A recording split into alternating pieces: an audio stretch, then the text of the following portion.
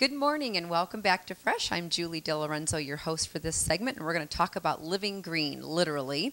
It was an article that was featured in the Elkhart County Living Magazine, and we're always excited to have them on board with us for this segment. Folks, if you haven't gone out to get the magazine yet, there's two easy ways you can do that. You can go to a couple of local grocery stores. They have them on their magazine racks. You can also go to www.maplecitymedia.com and take a look at the magazine there. See if it's something that you might like to purchase. It's very reasonable. It's only $12 for a year. It's a bi-monthly magazine with lots of information inside. And information is what we're going to give you today. We're here with Penny Seegers. Good morning. Good morning. Got a little bit of a frog going on here this morning. It's that time of year. But we're going to talk about this wonderful project that you and your husband took on. I'm not sure how many years ago you decided to purchase this property, but give us a little background on that. Okay, well, we purchased it in December of 2005 while my husband was on active duty down at Fort Benning, Georgia. So we've been working on it since then, but not continuously because he didn't come back until June of 2007. So since then we've been working on it, and we've been doing it on a budget and as we go, so that kind of depicts what we're working on and when.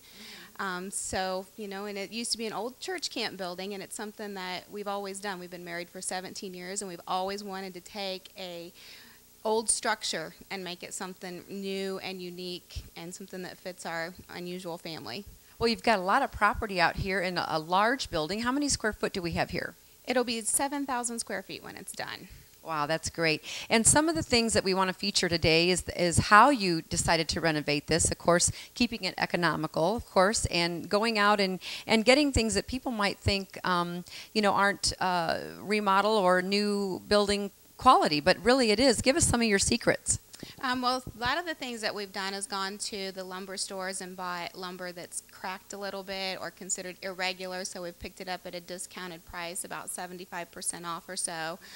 We've gone to the Habitat for Humanity Restore and just made new things out of things that they have there. And we've reused a lot of things out of the building. So anything that we've tore out, we've tried to come up with another use for it. And I can show you a really good example of that out here where we put in our stairs. And the treads are all wood from the building that we've taken down. So, well, it's a great building, and a lot of character that you can save by actually reusing some of the things that were in the building originally. Yes, exactly. So a lot of what we're doing right now is the reuse portion of it. So once we get from that, then we'll go into the more solar panels and water collection. But doing it on a budget, we're going to have to set it up so that that stuff can be added later on. It may not be able to implement it right away, but it will be set up to be added as soon as we can, and our goal is to be off of the grid.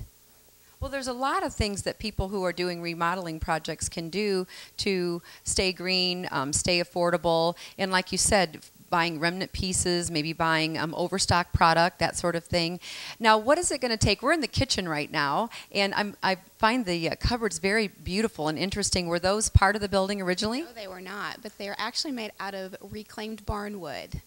Dan and Tim Swiswerda out of Middleville, Michigan, are doing a, they have a company that does it. They take down old barns and then they reuse them. And so these are custom-made cabinets, and the price was just as comparable to medium-line cabinets at any home improvement store, but yet we have something that nobody else is going to have, and no two doors are alike. Right. Well, they're really, really pretty. What do you foresee as far as how long before you would be able to come here and live as a family?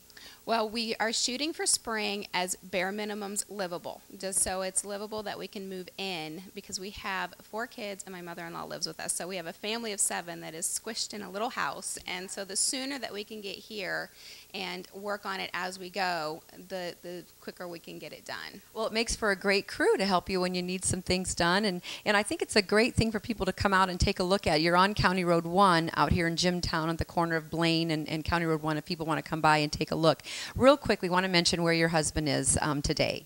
He is in New York, actually Summit, New Jersey, and he is part of DIY Network's Stud Finder competition, and he's one of 5 finalists, and he will be competing at a shot for his own show on DIY Network, which stands for Do It Yourself. So we wish him the best of luck. We're anxious to hear from you when you come back, so good luck.